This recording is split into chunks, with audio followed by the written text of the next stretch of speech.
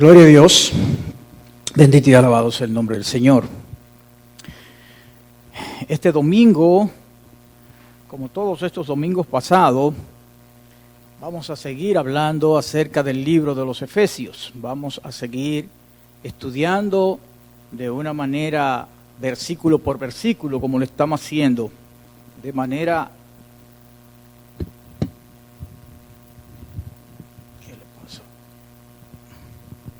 Estamos en Efesios capítulo 4. Efesios capítulo 4, lo comenzamos el domingo pasado. Y ya de antemano habíamos dividido el libro de Efesios, ¿verdad? Desde el capítulo 1 hasta el capítulo 3. Viene siendo la parte doctrinal, lo que el Señor nos dice que somos y dónde estamos. Y desde el capítulo 4, que comenzamos el domingo pasado, hasta el capítulo 6, entonces está la parte práctica. La forma en cómo nosotros debemos de andar, la forma en cómo nosotros debemos de vivir. Producto de lo que ya Dios dijo que somos en los primeros 3 capítulos. El capítulo, también dividimos el capítulo. Este andar lo dividimos también por parte y vimos que desde el capítulo 4:1 hasta el versículo 16, que fue el tema que dimos el domingo pasado, se trataba del andar del cristiano dentro del seno de la iglesia. ¿Cuál es el comportamiento del cristiano dentro del cuerpo de Cristo? A partir de hoy, desde el capítulo 4, versículo 17, hasta el capítulo 5, versículo 21, vamos a estar entonces estudiando y analizando lo que es el andar del cristiano dentro del mundo. Dentro del mundo. Y eso es lo que vamos a comenzar a estudiar a partir de hoy. Ahora bien, ¿qué sucede? El domingo pasado nosotros estudiamos el capítulo 4 y vimos en el capítulo 4 lo siguiente.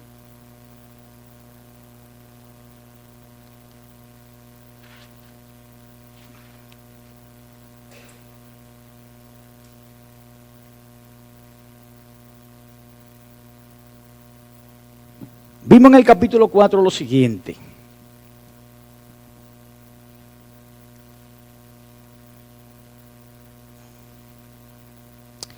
El versículo 8 dice así del capítulo 4. Por lo cual dice, subiendo a lo alto, llevó cautiva la cautividad y dio dones a los hombres. Y eso que subió, ¿qué es? Sino también que había descendido primero a las partes más bajas de la tierra. El que descendió es el mismo que también subió por encima de todos los cielos para llenarlo todo.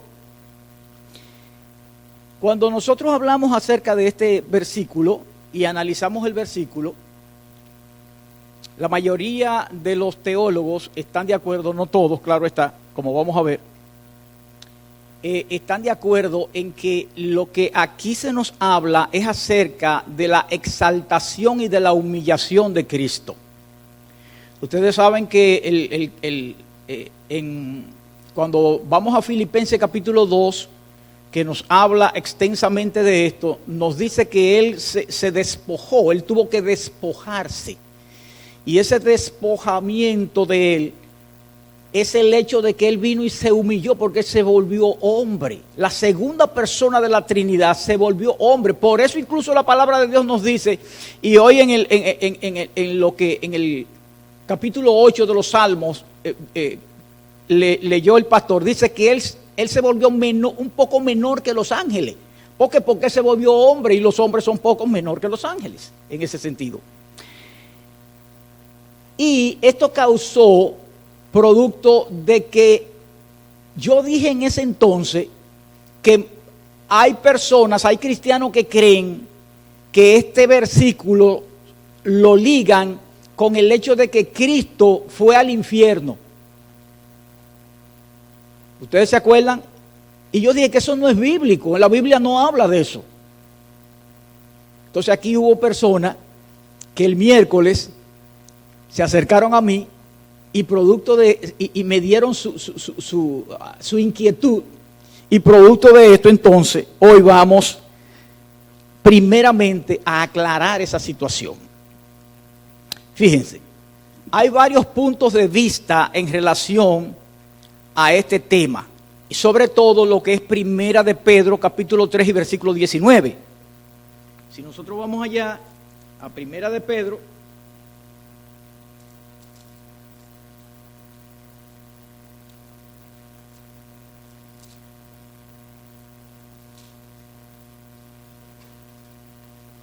Primera de Pedro 3:19 dice lo siguiente.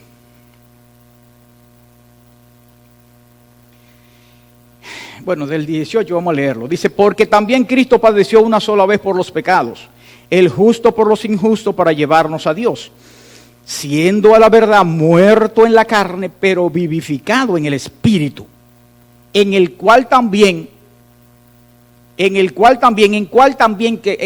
es lo que significa esto? En el cual también, en el Espíritu, ¿verdad? Porque arriba dice, pero vivificado en el Espíritu. Dice, en el cual también, o sea, en el Espíritu, fue también y predicó a los espíritus encarcelados, los que en otro tiempo desobedecieron, cuando una vez esperaba la paciencia de Dios en los días de Noé, mientras se preparaba el arca, en la cual pocas personas, es decir, 8, fueron salvadas por agua. Ok. ¿Qué es lo que nos está diciendo esto acá a nosotros? O sea, ¿qué es lo que entendemos que nos está diciendo aquí esto? Aquí dice, lo primero que tenemos que pensar es lo siguiente: Jesucristo es eterno, o sea, más bien Jesús, la segunda persona de la Trinidad, es eterna. Jesucristo no comenzó a nacer cuando María lo parió, ¿verdad que no? O sea, la segunda persona de la Trinidad siempre ha existido, lo que implica que Él es eterno y en cualquier momento de la historia Él ha estado. Por eso dice aquí, porque también Cristo padeció una sola vez los pecados por los injustos para llevarnos a Dios, siendo a la verdad muerto en la carne, pero vivificado en el Espíritu. Entonces dice, en el cual también, o sea, ¿en qué? En el Espíritu. ¿Cómo Cristo le habla o siempre le ha hablado a las personas? A excepción, claro, cuando Él estaba sobre la tierra, que le hablaba de una manera personal, Cristo siempre ha hablado a través de su Espíritu. Cuando nosotros hablamos ahora y hablamos el Evangelio, el Espíritu de Cristo es el que está hablando por nosotros. Miren lo que dice Primera de Pedro, exactamente 1:10. Miren lo que dice.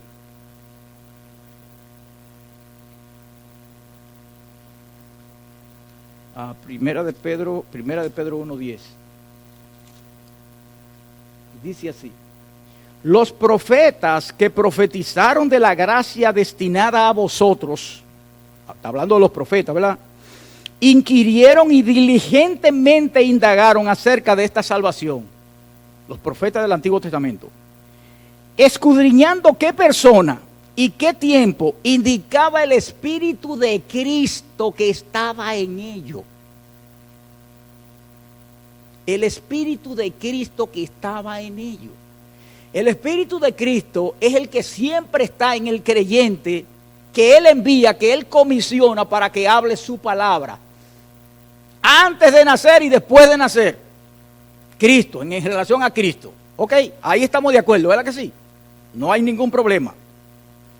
Ok, vamos a ver ahora qué nos dicen personas como los teólogos, como R.C. Sproul, por ejemplo, en relación a ese tema.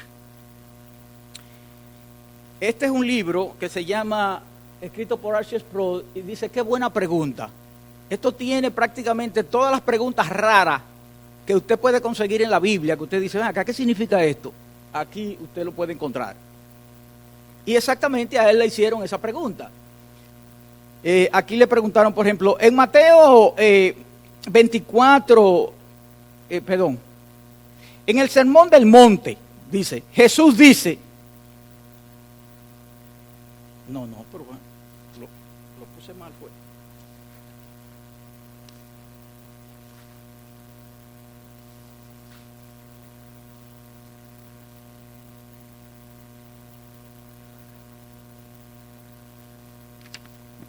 Parece que cogí la hoja que no era. Ok, míralo acá. A él le preguntaron, ¿qué quiere decir el credo de los apóstoles cuando señala que Jesús descendió a los infiernos? Ustedes saben que el credo que a nosotros nos enseñaron en la Iglesia Católica dice que Jesús descendió a los infiernos. Si usted se acuerda, ¿verdad? Creo en Dios Padre Todopoderoso, Creador del cielo y de la tierra, que en Jesucristo, su único Hijo, etcétera, etcétera. Y uno dice, y descendió a los infiernos. La pregunta es, ¿dónde eso lo dice la Biblia? Que descendió a los infiernos. En primer lugar, el credo de los apóstoles no pertenece a los apóstoles, no lo hicieron los apóstoles. El credo apostólico no lo hicieron los apóstoles, lo hicieron personajes cristianos en los primeros siglos defendiendo la ortodoxia de los apóstoles. Miren aquí cómo lo dice. Dice, el credo de los apóstoles es usado como una forma integral de adoración en muchos grupos cristianos. Una de las afirmaciones más desconcertantes de ese credo es Jesús descendió a los infiernos. Desconcertante, ¿verdad? Dice, en primer lugar, debemos observar el credo desde una perspectiva histórica. Sabemos que el credo de los apóstoles no fue escrito por los apóstoles, sino que es llamado credo de los apóstoles porque fue el intento hecho por la comunidad cristiana inicial de proveer una síntesis de la enseñanza apostólica. Como otros credos de la historia de la Iglesia, fue en parte una respuesta a ciertas enseñanzas distorsionadas que se hallaban presentes en algunas comunidades. Fue una declaración de una creencia ortodoxa. La referencia más temprano que podemos encontrar en cuanto al elemento descendió a los infiernos del credo se halla aproximadamente a mediados del siglo III. O sea, lo que está diciendo aquí, que ni siquiera el original dice eso. Dice, eso no significa que no estuviera en el original. Dice, no sabemos cuándo se escribió el original, pero parece ser una adición posterior y ha causado no poca controversia desde entonces. La razón de ello es tanto teológica como bíblica. ¿Por qué? Porque desde el punto de vista teológico, ¿qué tiene que buscar Jesucristo en los infiernos? A Jesucristo no se le ha perdido nada en el infierno. En el infierno están los que los rechazaron. ¿Para qué tenía que Jesucristo ir a los infiernos? Digo, vamos a ver el tópico de alguno en relación a ese tema. Pero venga, pero Dios, ¿qué va a hacer Jesucristo en el infierno, señores? Esa es la pregunta que tenemos que hacernos. Dese una respuesta. Dice, encontramos el siguiente problema. Jesús cuando esté en la cruz, y eso ya lo hemos dicho, durante su doliente agonía, le habla al ladrón que se halla junto a él y le asegura, hoy estará conmigo en el paraíso. Ahora bien, esta afirmación de Jesús en la cruz parece indicar que Jesús estaba planeando ir al paraíso, lo cual no debe confundirse con el infierno. De manera que en algún sentido Jesús parte al paraíso. Sabemos que su cuerpo va a la tumba. Su alma aparentemente está en el paraíso. ¿Cuándo va al infierno? Dice en 1 de Pedro 3:19, que es lo que estudiamos, Pedro habla de este Jesús que por el mismo espíritu por el cual fue levantado entre los muertos, fue a predicarle a los espíritus encarcelados. Ahora, pregunta, ¿quiénes eran los espíritus encarcelados? ¿Siguen habiendo espíritus encarcelados? Claro que sí. Todos los impíos están encarcelados, tienen espíritu encarcelado, no tienen espíritu libre. ¿Quiénes eran los espíritus encarcelados? A todo aquello que Noé le predicó. Dice,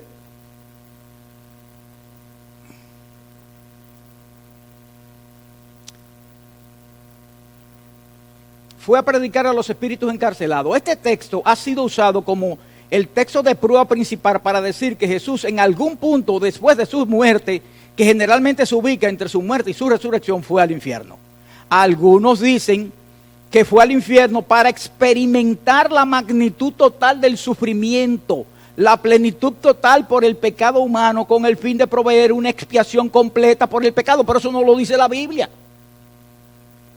Eso es considerado por algunos como un elemento necesario de la pasión de Cristo.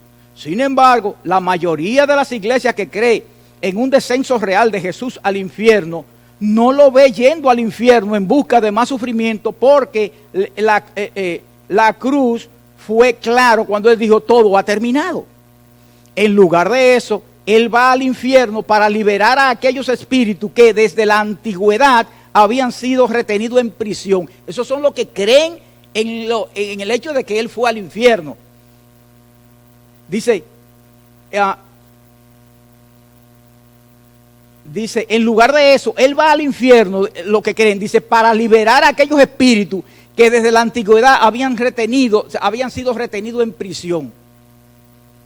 Pregunta: los espíritus que habían sido retenidos en prisión, en la Biblia nada más se me habla, después que usted muere, nada más se me habla de dos lugares: o el infierno o el paraíso. No se habla de otro, no se habla de que hay una parte donde hay gente encarcelado. Entonces, ellos lo que quieren decir es lo mismo, ¿verdad? Que él fue al infierno a los espíritus encarcelados. Pero ya vimos que los espíritus encarcelados andan hoy todavía en el mundo. Dice, su tarea en el infierno entonces es una tarea triunfal, liberando a los santos del Antiguo Testamento. Pregunta: ¿a quiénes? A los santos. O sea que los santos del Antiguo Testamento estaban en el infierno y él fue y los rescató. ¿Y esa doctrina bíblica dónde está? Le voy a poner un solo ejemplo. ¿Abraham perteneció al Antiguo o al Nuevo Testamento? Al Antiguo Testamento. Eso significa entonces que Abraham también estaba encarcelado dentro de ellos, ¿verdad que sí? Pero vemos en la parábola de Rico y Lázaro, ¿dónde está Abraham? En el seno, dicen el seno de Abraham, en el cielo. Y Cristo todavía no había muerto cuando la parábola de Rico y Lázaro. Seguimos. Dice,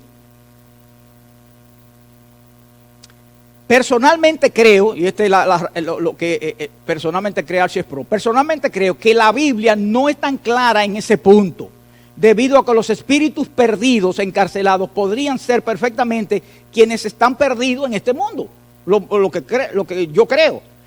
Pedro no nos dice quiénes son los espíritus perdidos encarcelados o dónde está la prisión, tampoco lo dice. La gente hace mucha suposición al considerar que esta es una referencia al infierno y que Jesús fue allí entre su muerte y su resurrección.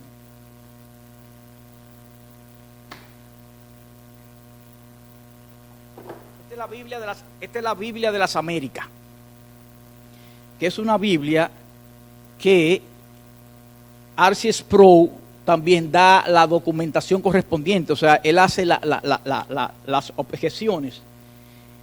Y miren qué dice él en ese aspecto y las cinco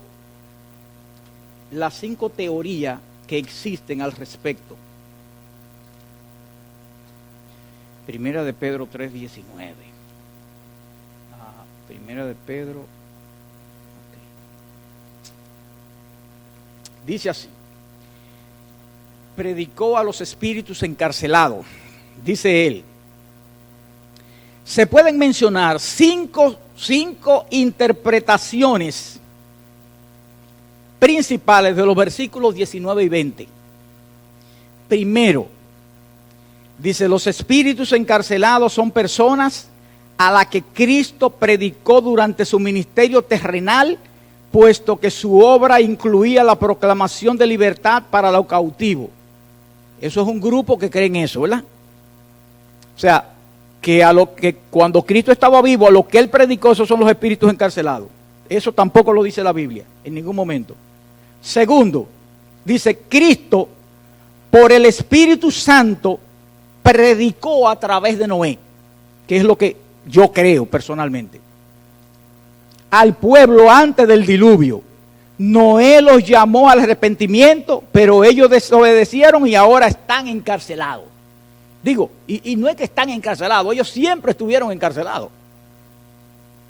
Dice, el punto del argumento de Pedro sería que así como Dios vindica, o sea, así como Dios vindicar es como, la palabra vindicar significa como defender. Así como Dios vindica a Noé al enviar al juicio que este proclamó, ahora vindica a los cristianos cuando juzgue al mundo según la proclamación cristiana. Tercero, Cristo predicó en el corto intervalo entre su muerte y su resurrección durante un descenso al infierno. Esos son los que creen eso. Se dice que Cristo anunció su victoria a los espíritus de los malvados contemporáneos de Noé en el reino de los muertos. Y déjenme decirle que increíblemente también, aunque estamos, por ejemplo, tenemos nuestra posición, y nuestra posición es contraria a lo que acabamos de decir en esta tercera cosa, tenemos reformados que creen en eso. Cuarto, una idea similar es que durante el mismo intervalo Cristo proclamó su victoria a los ángeles caídos, identificados frecuentemente como los hijos de Dios en Génesis capítulo 6. ¿Se acuerdan? Los hijos de los que dieron gigantes, cuando supuestamente, que tampoco creo que los hijos de Dios fueran ángeles. Para mí que los hijos de Dios eran los de la descendencia de Sem, la descendencia de Enoc. Aunque claro, también la palabra habla de hijo a los ángeles, pero también le dice hijo a su descendencia, o sea, a los elegidos, para más decirlo.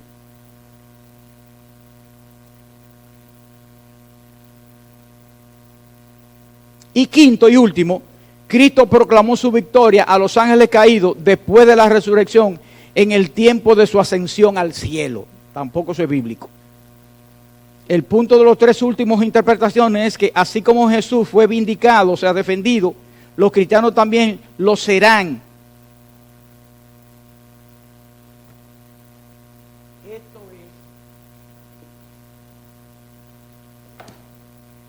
Ahí están las diferentes interpretaciones que se dan. Usted puede coger cualquiera que usted quiera, pero yo escojo la que es más bíblica. Para mí la más bíblica es que Jesús en el Espíritu fue y le predicó a estas personas, pero a través de Noé. Cuando nosotros hablamos, y eso lo dice la palabra, nos lo enseña, ahí está primera de Pedro 1:10, pero vamos a ver que también lo dice, por ejemplo, si usted va a Lucas, por ejemplo, capítulo 10, versículo 16, también la palabra de Dios dice, Jesucristo hablándole a sus discípulos, le dice, el que lo oye a ustedes me oye a mí. Y el que lo aborrece a ustedes me aborrece a mí, y el que me aborrece a mí aborrece al que me envió. O sea, cada vez que nosotros proclamamos la palabra de Dios como embajadores de Cristo, es el mismo Cristo que está hablando. Eso es lo que dice la palabra. Ok, entonces ahora vamos al tema. Ya complacido, ¿verdad? Aquellos hermanitos que estaban. Acuérdense, el problema es que nosotros venimos con eso desde los católicos romanos. Ese es el problema. Que nos tenían confundido en eso. Ok, vamos a Efesios capítulo 4, desde el versículo 17 al 32. Vamos a comenzar a estudiar lo que es el andar del cristiano dentro del mundo. Eso es lo que vamos a estudiar ahora. Padre celestial y Dios eterno y todopoderoso, te damos las gracias porque tú eres para con nosotros, mi Dios. Tú eres nuestro Dios, tú eres nuestro Señor y tú eres nuestro Salvador. Y nosotros sabemos, mi Dios, que te debemos pleitesías, que te debemos, mi Dios, toda la gloria y toda la honra es para ti. Gracias, Señor, porque tu palabra nos embriaga, tu palabra nos tiene, mi Dios, de una manera admirado, Padre Santo, porque ella es precisa cuando nosotros realmente la utilizamos de una manera correcta.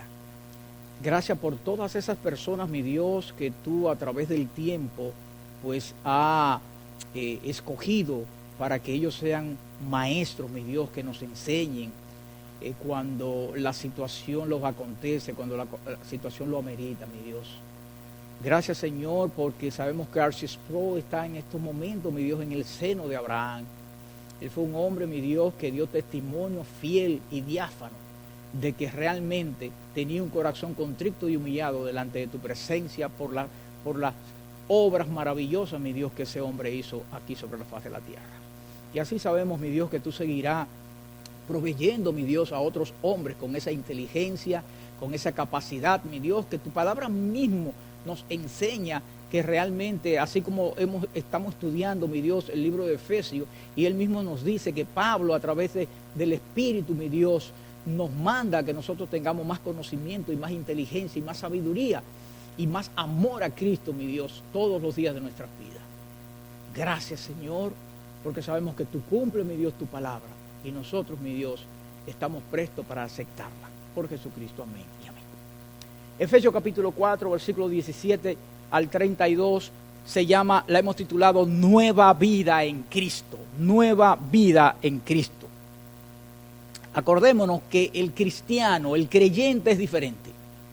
O sea, la Biblia hace una diferencia entre el que le sirve y el que no le sirve a Dios. Y el que le sirve es el creyente.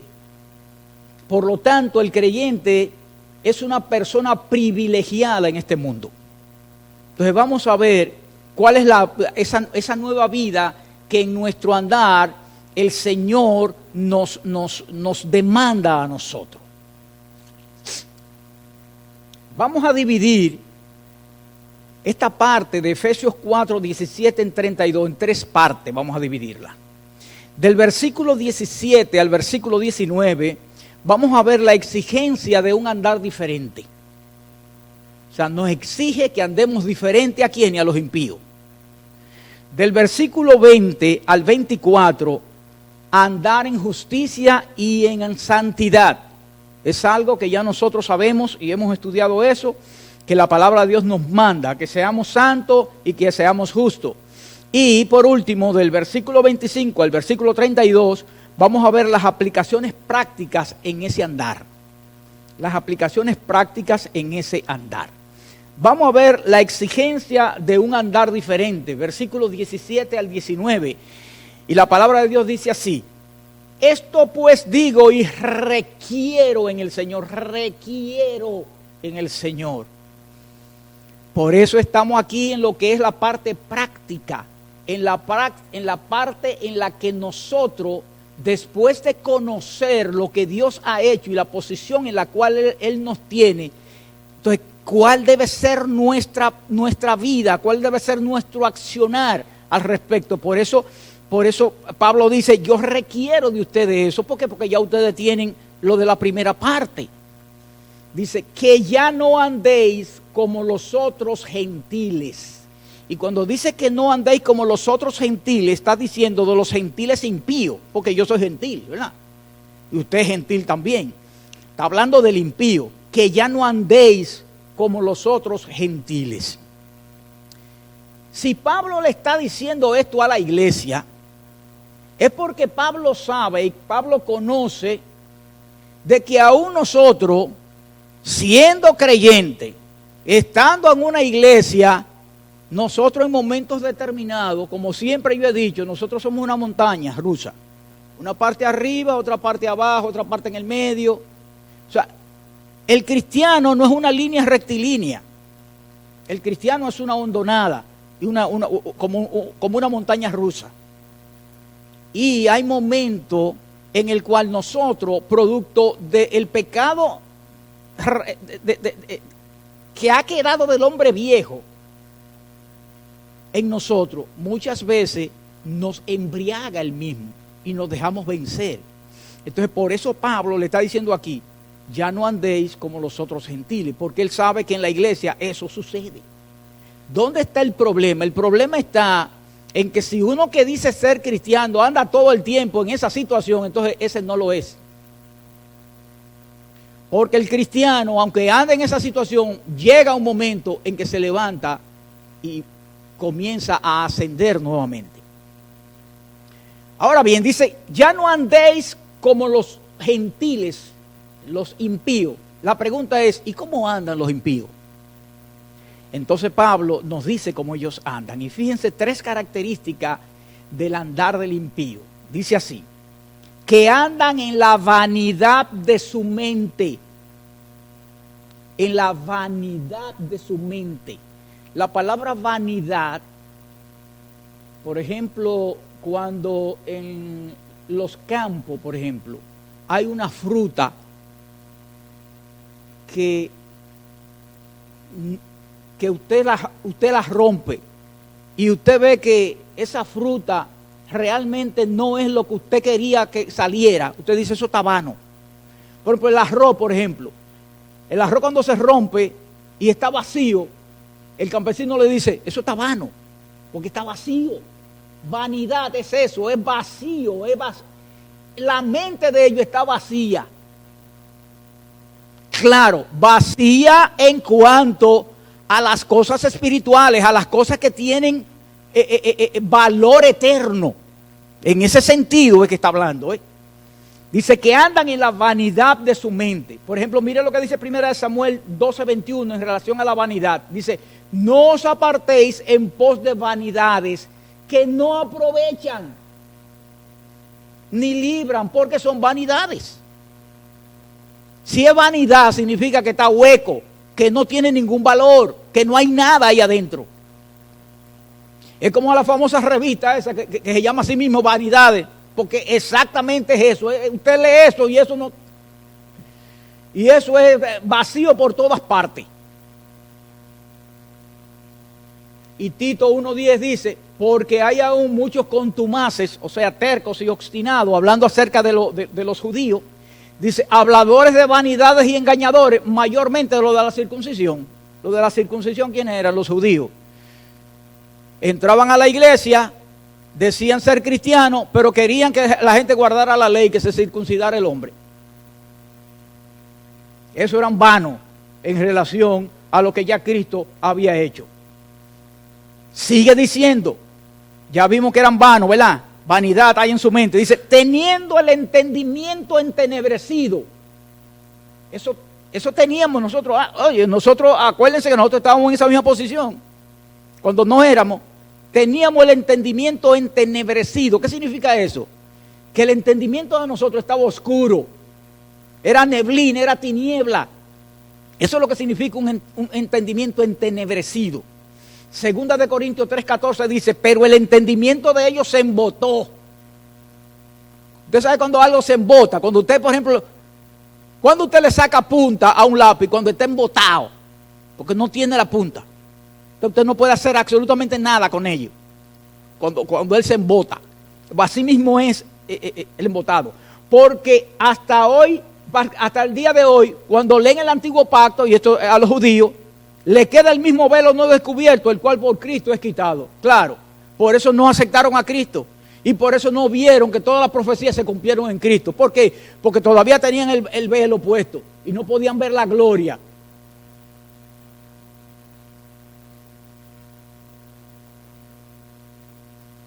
También si vamos a Romanos capítulo, yo no puse aquí, Romanos 1, por ejemplo, 21 y 22. ¿Qué nos dice al respecto?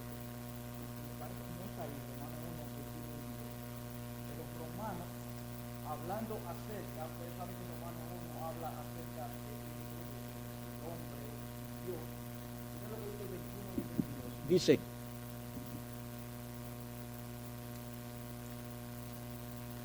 Romanos 1, 21 y 22, dice, pues habiendo conocido a Dios, no le glorificaron como a ni le dieron gracias, sino que se envanecieron. Ahí está, envanecieron. Se le volvió hueco aquí el entendimiento. Se envanecieron en su razonamiento y su necio corazón fue entenebrecido. Se volvió negro, oscuro.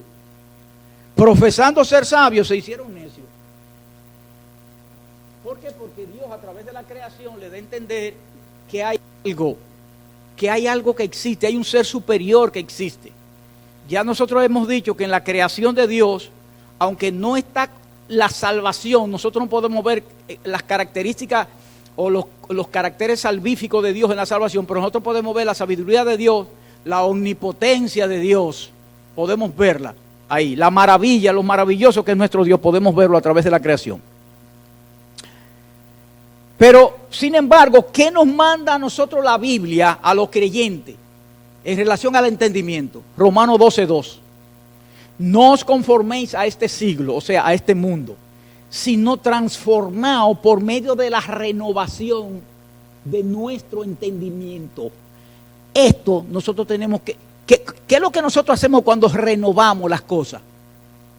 Eliminamos una cosa y ponemos otra cosa nueva. Eso es renovar. Eso es lo que nosotros tenemos que hacer con nuestra mente. Sacar todo lo que teníamos ahí y meter que la palabra aquí.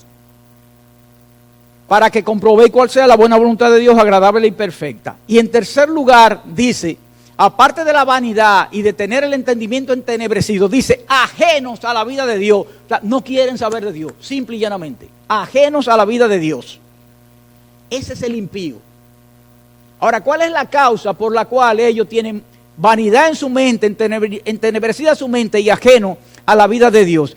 Pablo sigue diciendo, y él dice dos cosas. Dice, por la ignorancia que hay en ellos.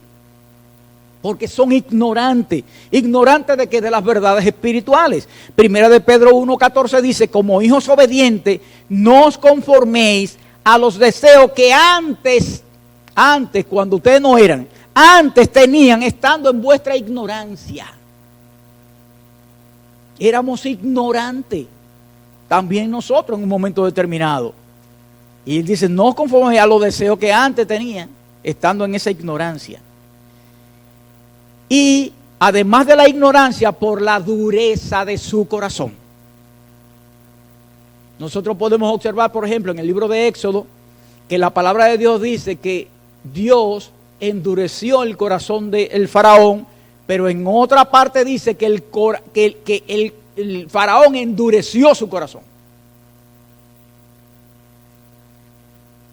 Tienen un corazón duro, por eso es que el bisturí del Espíritu Santo es el que hace que ese corazón se vuelva blando, cuando Él sella a la persona.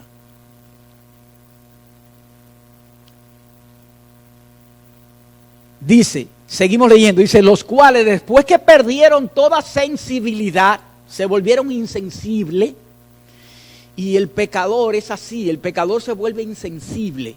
El pecador es como, ustedes han visto personas que comienzan con un dolor, por ejemplo, y ese dolor se croniza, y usted puede darse cuenta, yo como médico, por ejemplo, claro, he tenido esa experiencia con pacientes, que la persona al principio, el dolor es terrible, pero cuando se hace crónico, la persona no lo tolera, se vuelve sensible al dolor. Así mismo es el pecador, se vuelve insensible al pecado y se le importa. Dice, se entregaron a las lascivias, o sea, a la sensualidad, para cometer con avidez. ¿Por qué? Porque ansían hacerlo, porque anhelan hacerlo. Toda clase de impureza. En segundo lugar tenemos el andar en justicia y santidad.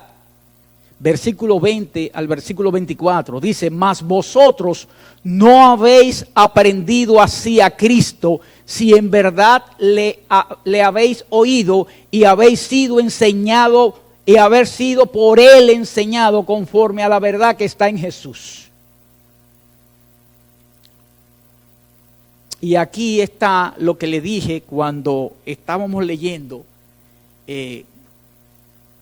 Primera de Pedro 3:19, en cuanto a el hecho de que los profetas en aquel entonces tenían el Espíritu de Cristo y Noé predicó con el Espíritu de Cristo también. Y nosotros, como embajadores de Cristo, predicamos con el Espíritu de Cristo. Y Cristo me dice a mí que cuando yo predico con ese Espíritu, es Él el que está predicando. Por eso aquí dice, si en verdad le habéis oído y habéis sido enseñado por Él. ¿Quién aquí ha sido enseñado directamente por Jesucristo? Ninguno. Pero aquí dice que sí, que en verdad le habéis oído y haber sido enseñado por Él. ¿Por qué? Por eso. Porque el que me habló a mí, me habló como embajador de Cristo. Entonces era Cristo mismo el que estaba hablándome. Pero si ustedes se dan cuenta, aquí hay algo extraño. Porque dice, mas vosotros no habéis aprendido así a Cristo. ¿No le suena extraño a ustedes esa expresión? Porque ahí debiera de decir, si en verdad, más vosotros no habéis aprendido así de Cristo. Eso es lo que debiera de decir ahí. Porque cuando usted aprende de alguien, ¿qué es lo que usted dice? Yo aprendí de fulano. Eso no es lo que usted dice. Usted no dice, yo aprendí a fulano, sino yo aprendí de fulano.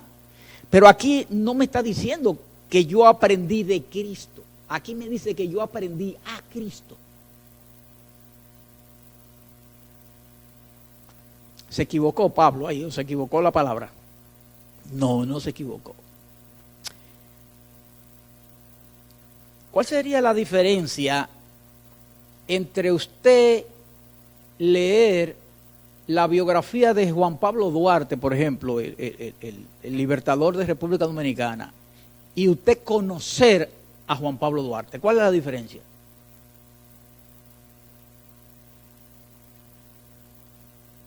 Es mejor conocer a Juan Pablo Duarte que la biografía de él, porque la biografía puede tener errores. Pero yo prefiero conocer a Juan Pablo Duarte. Exactamente, eso es lo que está diciendo aquí a Cristo. Es que nosotros como cristianos, claro, el hecho de la palabra misma que Cristo ha establecido a través de su Espíritu, eso es importante para nosotros. Porque a través de la misma, nosotros conocemos las características y la persona de Cristo. Pero lo que esto me está diciendo aquí es que a Cristo yo debo de tenerlo como mi compañero, mi respirar, es como el sudor que yo sudo, es como el amor principal que yo tengo, debe de ser Cristo, en ese sentido. O sea, no es solamente aprender de lo que Cristo dijo en su palabra, es aprender de Él, es a Él tenerlo. Lucas, bueno, miren aquí exactamente, Lucas capítulo 10, versículo 16, ya yo lo dije, el que a vosotros oye, a mí me oye, y el que a vosotros desecha, a mí me desecha, y el que me desecha a mí, desecha al que me envió. Cuando usted está hablando la palabra de Dios a otra persona, Cristo está hablando por usted. La otra persona está escuchando a Cristo. Ahora vamos a ver que el cambio para el cristiano no es una opción. El cambio del cristiano no es una opción. Es más, ni siquiera es un deber el cambio para el cristiano. El cambio para el cristiano es una obligación. Porque la palabra sí me lo dice. Segunda de Corintios 5, 17, ¿qué es lo que dice? De modo que si alguno está en Cristo, nueva criatura es. Todo el que está en Cristo tiene que ser nueva criatura. Y una nueva criatura, ¿qué es? Entonces, si es nueva, ¿qué significa eso? Que tuvo que cambiar. Hay un cambio obligatorio. No es que es opcional, es obligatorio el cambio. Si no, usted no ve, simple y llanamente. Dice, ahora veremos que el cambio no es opcional, es una obligación. Sigue diciendo, en cuanto a la pasada manera de vivir, aquí está el cambio. En cuanto a la pasada manera de vivir, despojaos. Despojaos del viejo hombre. Y acuérdense que el viejo hombre no es viejo por edad. El viejo hombre es porque ese hombre está contaminado y gobernado por el pecado. No importa que tenga 10 años. Es un viejo hombre. Ahora bien, aquí dice, en cuanto a la pasada manera de vivir, despojado del viejo hombre. Pero si nosotros vamos a Romanos capítulo 6, versículo 6, como que Pablo se está contradiciendo. Porque Romanos capítulo 6, versículo 6 dice, sabiendo esto, que nuestro viejo hombre fue crucificado juntamente con él.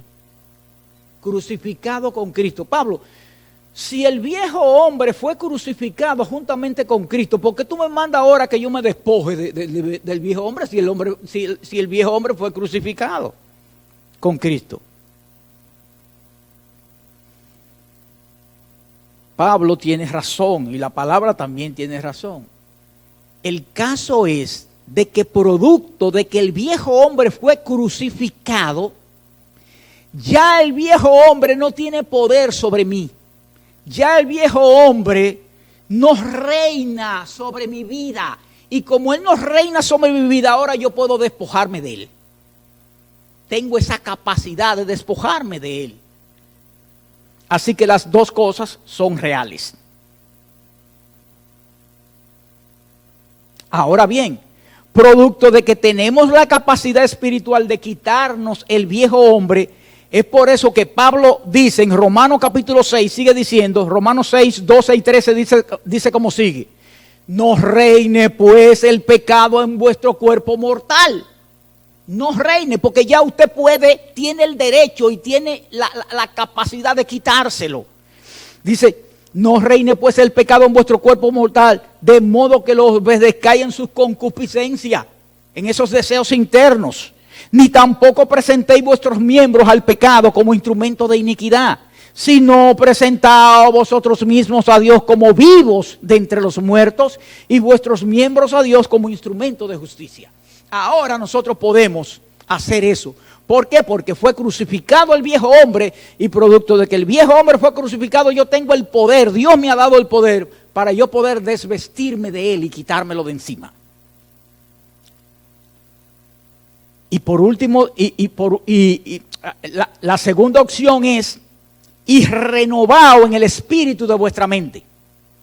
Y renovaos en el espíritu de vuestra mente. Arriba nos está diciendo, comenzamos a ver, que teníamos que despojarnos, ¿verdad? Despojarnos del viejo hombre. Aquí nos dice que tenemos que renovarnos en el espíritu de nuestra mente. Y renovaos en el espíritu de nuestra mente. Eso significa poner nuestra mente en blanco y llenarla con otra cosa. ¿Cuál es la otra cosa? La palabra de Dios. Lo mismo que nos dice Romanos capítulo 12 y versículo 2.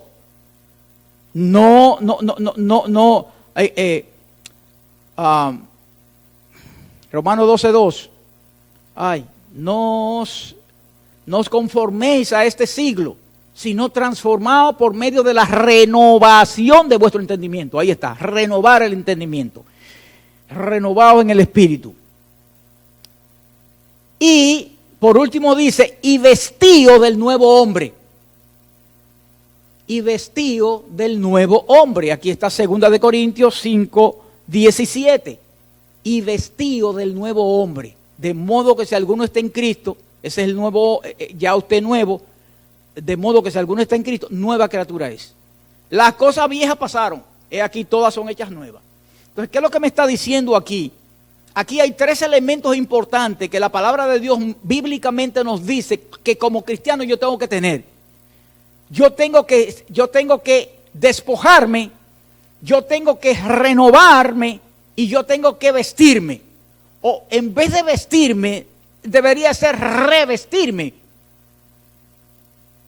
Como lo vamos a ver también que lo dice Pedro. Pedro dice revestir, porque si yo me quito un vestido y me pongo otro, yo lo que estoy es revistiéndome. O sea, ¿qué es lo que pasa con el creyente? El creyente es como si una persona fuera a darse una ducha porque está sucio. Cuando usted llega del trabajo, que usted ha hecho un trabajo sucio, vamos a suponer los que recogen basura, llegan a su casa, y yo imagino la suciedad que deben tener esa gente, la ropa y el cuerpo. Bueno, pues lo que nos está diciendo aquí la palabra es que yo tengo que quitarme esa ropa sucia, pero yo no solamente tengo la ropa sucia, yo tengo mi cuerpo sucio. Ahora yo tengo que limpiar mi cuerpo, por eso tengo que renovarlo. Entonces al renovarlo, ¿qué es lo que yo hago? Que me meto en la ducha, me doy una ducha con agua y jabón y champú y lo que sea, y me limpio, me renuevo. Yo no me voy a poner la misma ropa con la cual yo vine, ¿verdad que no? usted se pone una ropa limpia, se renueva. Exactamente eso pasa con el cristiano. Y por último, las aplicaciones prácticas de nuestro andar. Versículo 25 al 32 dice así. Aquí lo que vamos a ver son las antítesis, los opuestos. Lo que Dios quiere que no seamos y lo que quiere que seamos. Dice así. Por lo cual, desechando la mentira, hablad verdad. Cada uno con su prójimo, porque somos miembros los unos de los otros. Si ustedes se pueden dar cuenta, aquí Pablo, Dios, el Espíritu a través de Pablo, nos está diciendo, hablad verdad, cada uno con su prójimo. Mi prójimo es todo el que no soy yo. Eso es mi prójimo. Pero después me dice, porque somos miembros los unos de los otros. El prójimo impío no es miembro mío en cuanto al cuerpo de Cristo. Los únicos miembros del cuerpo de Cristo son mis hermanos. Pues exactamente aquí él está uniendo esos dos elementos. Él me está diciendo que hable verdad con todo el mundo, con los que no son y con ustedes que son. Y sigue diciéndome, airaos pero no pequéis. No se ponga el sol sobre vuestro enojo ni deis lugar al diablo. Eso implica que si él me dice a mí que airaos pero no pequéis, esa implicación me está diciendo, o la expresión me está implicando, que hay una ira que no es pecaminosa. Y es verdad. Hay una ira que no es pecaminosa. Hay una ira justa. La ira justa no es pecaminosa. La palabra de Dios dice que Dios está airado contra el impío todos los días y Dios no está pecando. Y Dios no está pecando. ¿Por qué? Porque es una ira justa de Dios. Ahora bien, tenga cuidado, porque usted no es Dios, no somos Dios. Tenga cuidado cómo usted se aira y cómo usted enfrenta su ira, porque podría ser una ira que no sea justa. Y aquí me está diciendo que si esa ira no es justa y usted hace prolongar el sol sobre su enojo, o sea, darle tiempo, usted está abriéndole una brecha a Satanás. Dice, ni deis lugar al diablo. Por eso cada vez que yo leo a Primera de Pedro, capítulo 5 y versículo 8, eso que está diciendo ahí la palabra no es para el impío, es para nosotros. Dice, sed sobrio y velad, porque vuestro adversario el diablo, como león rugiente, anda alrededor buscando a quien devorar. Los impíos los tiene devorados él. Eso no hay problema con ellos. A quien él quiere devorar es al que no le pertenece. Así que mucho cuidado con esas iras. Y sigue diciendo, el que hurtaba, no hurte más, sino que trabaje. Y me encanta esa expresión que dice, haciendo con sus manos lo que es bueno. Acuérdense que no todos los trabajos son buenos. Si a usted lo mandan a trabajar, aunque le paguen a $1,000, usted llenar un sobrecito con un polvo blanco raro que hay, eso no es bueno. Es un trabajo, pero no es bueno. Por eso él dice, haciendo con sus manos lo que es bueno. Dice, para que tenga que compartir con el que padece. Esto sí me gusta a mí. Para que tenga que... Oye, él no está mandando a nosotros a trabajar para compartir con el necesitado. ¿Aló? Sigue diciendo, ninguna palabra corrompida, o sea, ninguna palabra mala, dice, salga de vuestra boca. Lucas 6:45 dice, el hombre bueno, del buen tesoro de su corazón saca lo bueno. Y el hombre malo, del mal tesoro de su corazón saca lo malo, porque de la abundancia del corazón habla la boca. Así que tenga cuidado, ninguna palabra corrompida, mala, salga de su boca. Dice, si no, aquí está lo contrario, la que sea buena para la necesaria edificación. Esa es la palabra que debe salir de la boca del cristiano, la que edifica. Por eso debemos de estar siempre preparados con la palabra de Dios, porque la palabra de Dios edifica. Dice así Proverbios 10:32. Los labios del justo saben hablar lo que agrada. O sea, saben hablar lo bueno, saben hablar lo que edifica. Mas la boca del impío habla perversidad. Eso no edifica a nadie. Pero dice,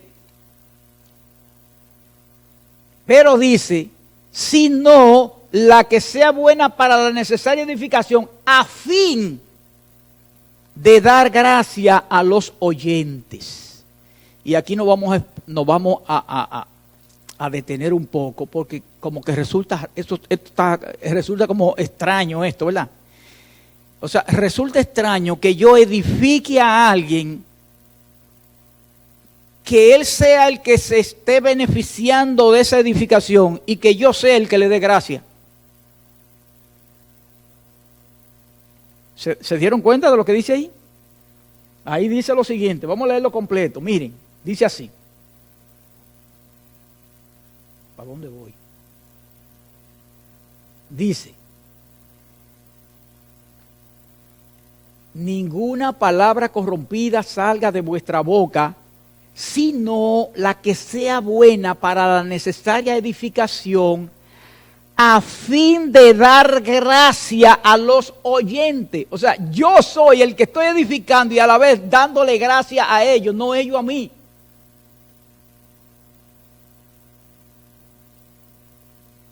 Lo que pasa es que esta gracia no es esa gracia de dar gracia. O sea, no es como nosotros que decimos, okay, muchas gracias. No, esa no es la gracia que está diciendo ahí. Ahí lo que está diciendo es que cuando yo estoy edificando con la palabra de Dios a alguien que no es creyente, esa persona, yo le estoy dando la gracia en el sentido de la gracia eficaz del llamado interno o del llamado externo. Es esa gracia que yo le estoy impartiendo a él. Es la gracia de Dios en el sentido de que él, si lo escucha y él es uno de los elegidos y el Señor lo sella en ese momento, esa gracia llegó a su vida. Eso es lo que me está diciendo ahí. Yo le estoy dando gracia al edificarlo. ¿Qué es lo que dice la palabra de Dios? Romanos 10:17, ¿qué es lo que dice? Que la fe viene por el oír y el oír la palabra de Dios. O sea que sabemos que sin la palabra de Dios nadie puede arrepentirse. Bueno, pues si por la palabra de Dios es que la gente se arrepiente, cuando yo estoy hablando la palabra de Dios, yo le estoy dando la oportunidad de que se arrepienta. Le estoy dando gracia, le estoy manifestando la gracia de Dios en ese momento. Esa persona que en ese momento yo estoy edificando y que le estoy impartiendo esa gracia de Dios a él y se arrepiente en ese momento, la gracia llegó a su vida. El llamado interno fue eficaz en él. Fíjense, por ejemplo, qué sigue diciendo la expresión. Miren qué sigue diciendo. A fin de dar gracia a los oyentes.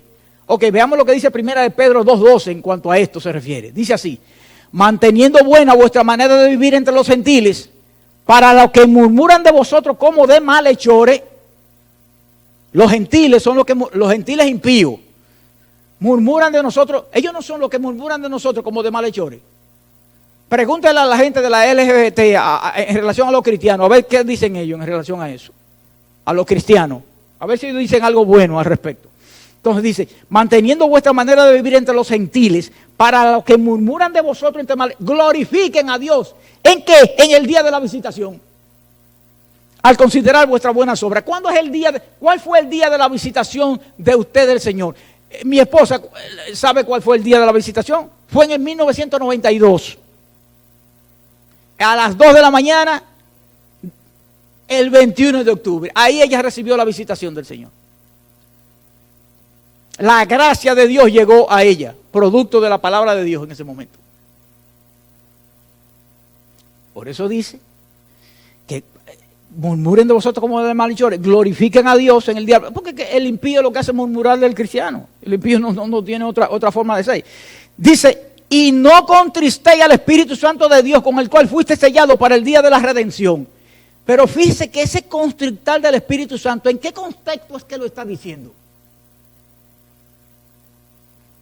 en el contexto de mi hablar. Es que está diciendo, no contristéis al Espíritu Santo en el contexto de mi hablar, porque está hablando de que yo estoy edificando a otra persona. Para yo edificar tengo que hablarle a las personas. Entonces, es en ese contexto que está diciendo que no contristéis al Espíritu Santo de la promesa. Y resulta extraño que sea en el contexto del hablar, que aquí, o sea, yo estoy seguro, claro, que no solamente con el hablar nosotros contristamos al Espíritu Santo. Porque un cristiano que en un momento determinado fornique o adultere, tiene que estar contristando al Espíritu Santo. Un cristiano que en un momento determinado se da un humo, una emborrachera de esa que anteriormente uno se daba, tiene que estar contristando al Espíritu Santo. Pero aquí lo dice específicamente en el contexto de nuestro hablar. Así que tenemos que tener cuidado cuando nosotros hablemos para no contristar al Espíritu Santo. Dice así, quítense de vosotros también toda amargura, todo enojo, toda ira que no sea ira pecaminosa, porque ya vimos que hay una ira que no lo es. Dice, gritería y maledicencia y toda malicia, o sea, todo eso es negativo. Ustedes se acuerdan que cuando nosotros empezamos a hablar del libro de los Efesios, hicimos una comparación con el libro de los Colosenses. Porque el libro de los Efesios y el libro de los Colosenses son muy parecidos. Y fueron escritos por Pablo los dos.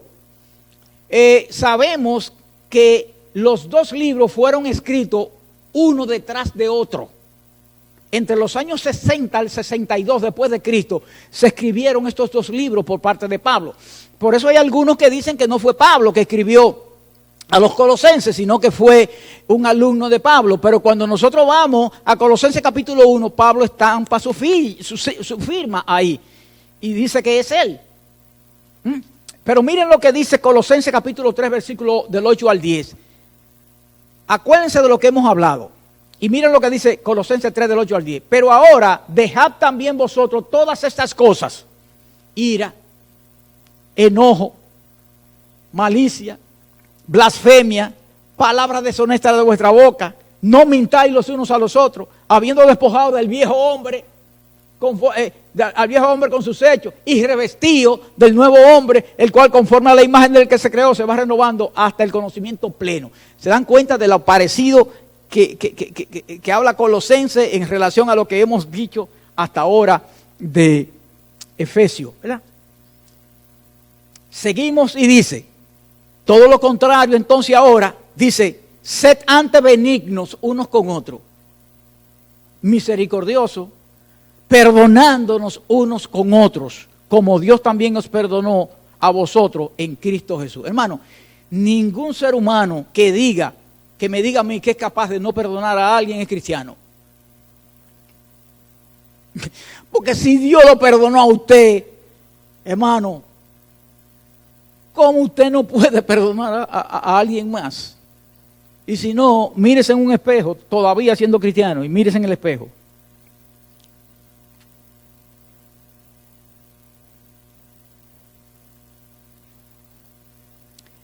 Pudimos ver 5 aplicaciones prácticas negativas que nos enseña la palabra para el cristiano y sus respectivas contrapartes, sus respectivos positivos. Dice así, desechar la mentira, hablar la verdad. Airaos, pero no pequéis. O sea, hay una ira que es santa, una ira que no es cosa. No robar, sino trabajar. Y fíjese con qué propósito trabajar, con la intención de ayudar a otro, al necesitado. Evitar las palabras corrompidas de nuestra boca. Fíjense, por ejemplo, Mateo 12:34 dice, generación de víbora, ¿cómo podéis hacer lo bueno siendo malo? Porque de la abundancia del corazón habla la boca. La palabra me está diciendo aquí que el impío, no importa lo que hable, es malo. ¿Por qué desde el punto de Dios, desde el punto de vista espiritual, todo lo que habla un impío es malo? Porque aún lo bueno que él habla no es para glorificar a Dios. Punto. Eso, ahí es malo ya.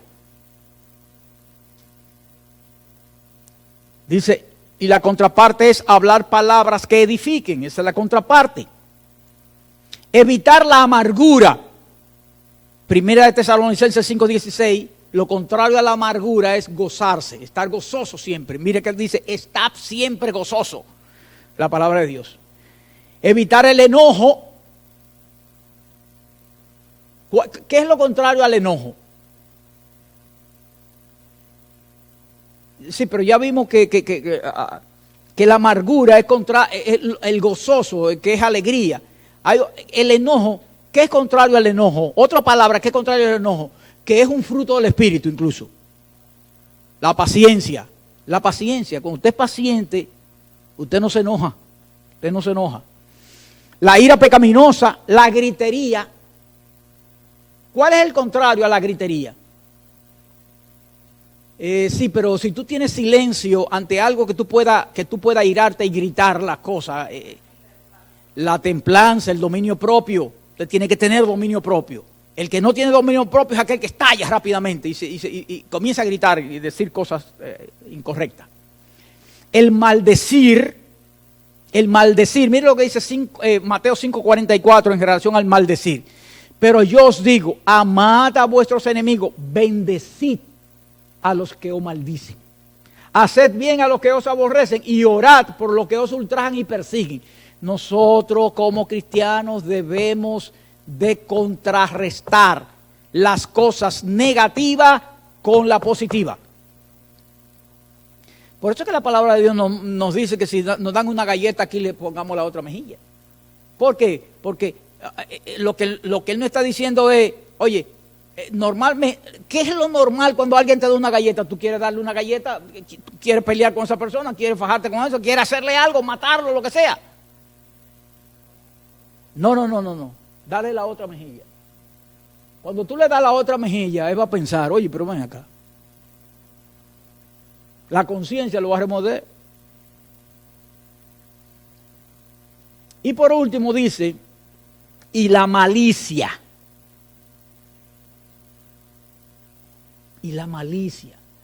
Aunque los impíos, nosotros sabemos, claro, que los impíos no todos reflejan en el mismo grado todos estos elementos negativos que nosotros hemos pronunciado. Hay impíos, uno conoce impíos que como persona, entre paréntesis, son buenas. O sea, uno conoce como persona en su relación, son buenas. El problema no es que sea buena. O sea, el problema no está en la forma, el problema es el fondo. Y el fondo es igual para toditos. Los impíos. La misma vara va a ser. Dice así 1 de Pedro 2, del 1 al 2. Desechando pues toda malicia, todo engaño, hipocresía, envidia y todas las detracciones, desead como niños recién nacidos la leche espiritual no adulterada para que por ella crezcáis para salvación. En este caso,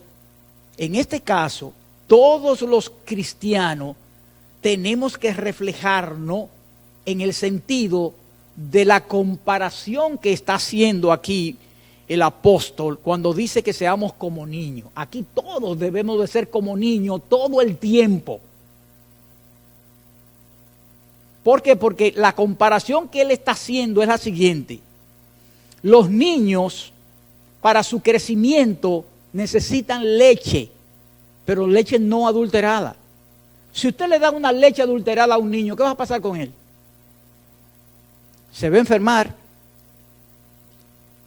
Si no se muere, va a crearse un niño raquítico, un niño con muchas enfermedades, un niño con muchos problemas emocionales, físicos, porque usted le ha dado una leche inadecuada.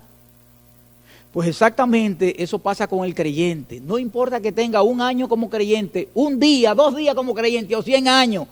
Usted tiene que tratar de tomar leche que no esté adulterada. Por eso nosotros aquí implementamos y decimos que nosotros tratamos de apegarnos a lo que es la sana doctrina. Por eso damos estos temas como lo damos. De manera expositiva, para no estar inventando. Tenemos que apegarnos al contexto, obligatoriamente, no hay otra cosa.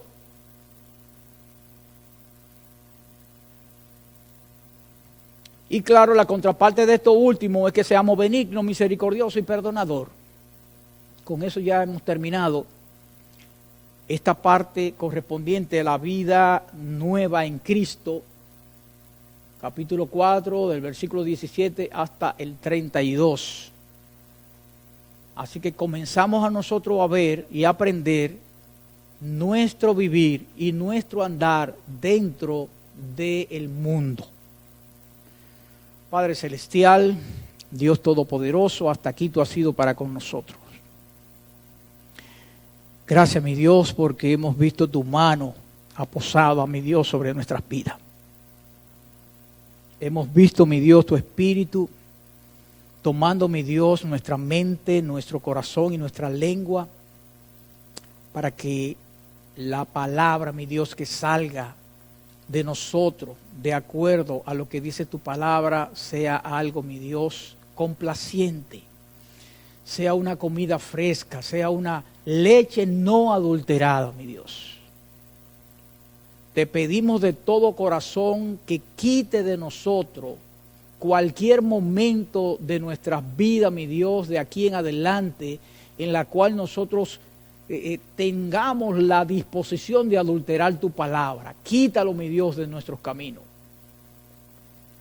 Deseamos, mi Dios, que tu grey reciba el alimento adecuado, el alimento, mi Dios, que le sirva para un crecimiento espiritual, en el cual en el día de mañana ellos puedan testimoniar que ellos pueden, mi Dios, comer alimento sólido. En el sentido, Padre Celestial, de entender mejor cada día tu santa y bendita palabra. Y almacenarla en sus corazones y ponerla en práctica. Gracias, Padre. Permítenos, mi Dios, ir a nuestros hogares con las bendiciones correspondientes del Padre, del Hijo y del Espíritu Santo. En el nombre de Jesús. Amén y amén.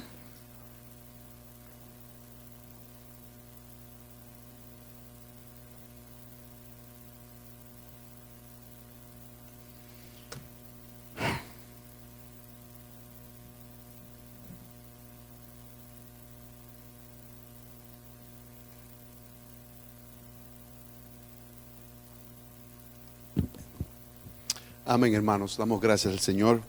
Damos gracias a nuestro Padre Celestial por este libro de Efesios. No solamente este libro, ¿verdad? Toda la Biblia, ya que toda la palabra de Dios han sido inspirada por Él. Antes de partir, quisiera compartir con ustedes los anuncios y así pues concluimos el servicio al Señor. Ya hemos, esta semana que pasó, tuvimos ya una reunión con los ancianos y los diáconos. También estuvimos una reunión con la secretaria, la tesorera, y seguiremos teniendo otra reunión el 25, miércoles 25 a las 7. Ese es el último miércoles del mes que nosotros pues acostumbramos a tener algún otro tipo de enseñanza, aparte de las enseñanzas que lo hacemos regularmente los miércoles. Entonces, ese miércoles vamos a tener una reunión de miembros. Todos los miembros de nuestra iglesia, pues están entonces para que estén con nosotros, invitados para que estén con nosotros el 25 de este mes a las 7 de la noche. Y el sábado 28 de 10 a 12 aquí en la iglesia local vamos a tener un taller de evangelización porque vamos a presentar a la iglesia un plan, cómo nuestra iglesia va a comenzar a ejecutar la evangelización ya en una forma organizada, cómo nosotros vamos a salir a la comunidad y queremos presentar un plan. O sea, nosotros no vamos a salir por ahí a los locos y a predicar por todas las esquinas. No, hay un plan específico que se va a llevar Y eso no quiere decir que todo el mundo va, sino que hay una estrategia específica y eso queremos presentar ese día. Queremos capacitar a los hermanos para cómo este plan, y ya entendemos que la palabra nos enseña a nosotros que la evangelización está conectada directamente con la iglesia local. O sea, el fin de la evangelización es la iglesia local. Y pues les pido las oraciones a todos ustedes. Creo que eso es todo, hermano, todo lo que tengo aquí. Así que este miércoles, el lunes, como acostumbramos, vamos a tener nuestro tiempo de oración. Y el miércoles entonces estaremos aquí para nuevamente, si Dios nos permite, a seguir el libro del profeta Daniel. ¿Quería decir algo, hermana?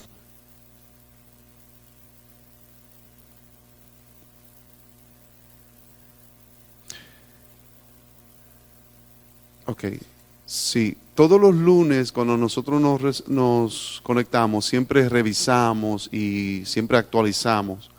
Si lo que nosotros hemos estado haciendo es que si no escuchamos noticias, nosotros seguimos orando por la persona hasta que nosotros escuchamos noticias, si hay algún cambio o alguna, ¿verdad? El Señor ha contestado. El Señor siempre contesta la oración, o sea, eso es algo seguro, Él va a contestar la oración. Aprovechando ese comentario, hermana, nosotros estuvimos orando por esa niña Allison que partió con el Señor, y pues yo cuando recibí el mensaje, en realidad lo que yo sentí en ese momento fue: gracias, Señor, por permitirnos orar por ella, por ese tiempo que estuvimos orando por esa niña. Gracias, que ella fue parte de nosotros. Entonces, ¿verdad? Así son todas esas oraciones que nosotros tenemos. Nosotros continuamos orando hasta que veamos lo que el Señor va a hacer. Amén. Amén, mis queridos hermanos. Vamos entonces a ponernos de pie y vamos a terminar este servicio. Hermanos, el día del Señor no se lo inventaron los pastores para un pretexto para que usted venga a la iglesia. Y el día del Señor es para eso mismo, para que nosotros todos seamos edificados con la leche espiritual. Le doy gracias al Señor que aunque somos un grupo, hay hermanos que son consistentes, pero hay también hermanos que no son consistentes en la asistencia. Y por eso, pues, vamos a ver que las personas que no son consistentes que se integran continuamente, si usted ve su vida, hay también inconsistencia en su vida espiritual. Amén. Entonces, hermano, aprovechemos este tiempo de este estudio de Efesios. Vuelvan a ver el video de nuevo durante la semana. Mediten, y que no solamente es, como yo le mencioné, no solamente estudiar un libro, que ya estudiamos Efesios, ahora vamos a seguir con el otro libro. No, hermano. Vamos a absorber lo más posible, vamos a vivir lo que nosotros creemos. Amén, oremos. Padre, gracias, Señor, por esta oportunidad que nos da, por bendecir a tu pueblo, Señor, con tu palabra. Gracias, hemos escuchado tu voz, verdaderamente. Hemos escuchado, Señor, lo que tú tienes que decirle a tu pueblo, para que sí, Señor, nosotros caminemos conforme, Señor, a tus estatutos. Gracias, Señor, porque por la obra que has hecho en nuestros corazones, podemos, Señor, caminar. Nuestros corazones han sido inclinados, Señor, están dispuestos, Señor, a ser obedientes a tu palabra. Gracias, Señor, por tu pueblo. Gracias por este día, Señor, que tú nos das, aunque nuestras vidas descansan en Cristo Jesús todo el tiempo. En el día de hoy podemos descansar de todas las actividades seculares para dedicarlos a ti y sentarnos, Señor, bajo la palabra expositiva, las enseñanzas expositivas Señor, de tus santas escrituras. Señor, ahora vamos a salir, vamos a comenzar una nueva semana, donde cada uno de nosotros vamos a tener diferentes actividades de trabajo y responsabilidades con nuestros hogares, nuestras familias. Ayúdanos, Señor. Ayúdanos, Señor, durante el trayecto de esta semana. Gracias, Señor, te damos, porque sé y estoy seguro que si nosotros aplicamos tu palabra, toda esta semana, Señor, va a ser de bendición y vamos a ejercer, vamos a actuar, vamos a afirmar nuestros caminos, vamos a, Señor, a influenciar a otras personas, porque ya nosotros hemos recibido de ti en este día. Gracias, Padre, en el nombre de Jesús. Amén y amén. Así que Dios le bendiga, hermanos. Así que vamos a bajar abajo y seguir confraternizando.